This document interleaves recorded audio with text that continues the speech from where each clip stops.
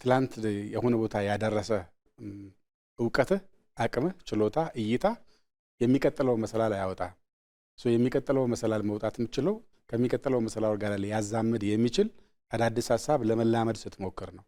እንደሱ ደግሞ ከሆነ ከያስከው የተወሰነ የምትሸርፈው የምትከረክመው መኖር መቻል አለበት ከራስህ ጋር ነው። ይሄ ሁለተኛው ግን እንግዲህ የተወሰነ ዓመት ጋር ስትደርስ አዲስ ትውልድ ይመጣል። የዛሬ 25 ዓመት የነበረ ህፃን የነበረ ሰው የተወለደ ሰው አሁን 25 ዓመት ሲሞላ የፓርቲ መሪ መሆን ይችላል። በ26 ዓመት እኔ የፓርቲ መሪ ይቻለሁ እና ያኔ የነበረኝ በጣም አሪፍ መስሎኝ ያወራኋቸው ነገሮች አሁን ልክ ያልሆኑ ያሉ አሁን ማቹር አድርጌያለሁ።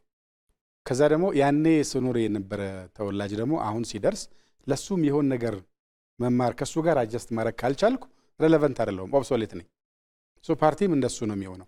ፈንዳሜንታል ሲኖራሉ እሳቤ ፈንዳሜንታል እሳቤዎች መዝለቅ ያለባቸው መሰረታዊ እምነቶች ከህዝብ ጥቅም አንፃር ከሀገር ፋይዳ አንፃር መሰረታዊ ምሰሶ የሚባል ይኖርሃል። እሱ ከሌለህ የምትላጋ ነው የምትሆነው፣ እምነትም የለህም ማለት ነው።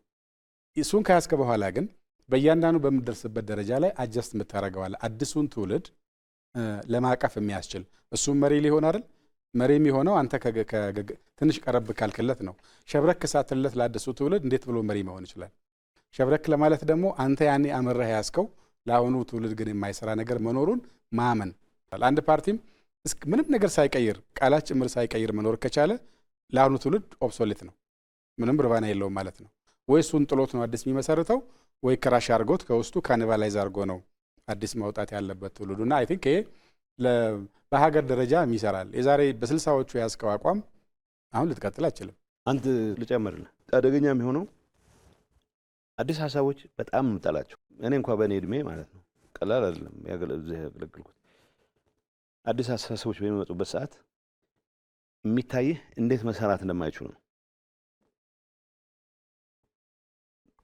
የሪአክሽን አንድ ጸሐፊ ፈላስፋ ነው፣ የልማት ኢኮኖሚክስ ተሪቶሪክ ኦፍ ሪአክሽን የሚለው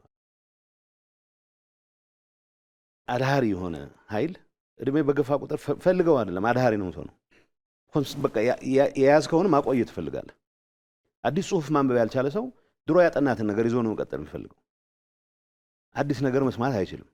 ስለዚህ እሱ ምንድነው የሚለው አዲስ ነገር ብንጀምር ይላል። የመጀመሪያ ሪአክሽኑ ያጠፋናል ነው የሚለው። አዲስ ነገር ፐርቨርስ ነው የሚሆነው፣ ካሰብነው ውጪ ውጤት ያመጣል ይላል። ሁለተኛ አደገኛ ነው፣ ጆፐርድ ይፈጥራል ይላል። ሶስተኛ አይና አይሳካም፣ ሊሰራ አይችልም፣ ፊታይል ነው። አድሃሪነት ነው ይሄ። ተራማጅ ነኝ ብለህ ብትለውም አድሃሪነት ነው። ከተቸከልክ ግን አደገኝነቱ ለሀገር በለው ወክለዋለሁ ለምትለው ህዝብ ያንተ ሐሳብ የሚገዳደር ኢቭን መጥፎ ቢሆን ማስተናገድ የሚያስችል አቅም የለም። መጥፎም ቢሆን እኮ መስማት መቻል አለብህ። እያቃረህም ቢሆን ስድብ መስማት መቻል አለብህ እንጂ ለተነሳ መፈክሩ በሙሉ ጠመንጃ መፍትሄ የምታደርግ ከሆነ አይሰራም።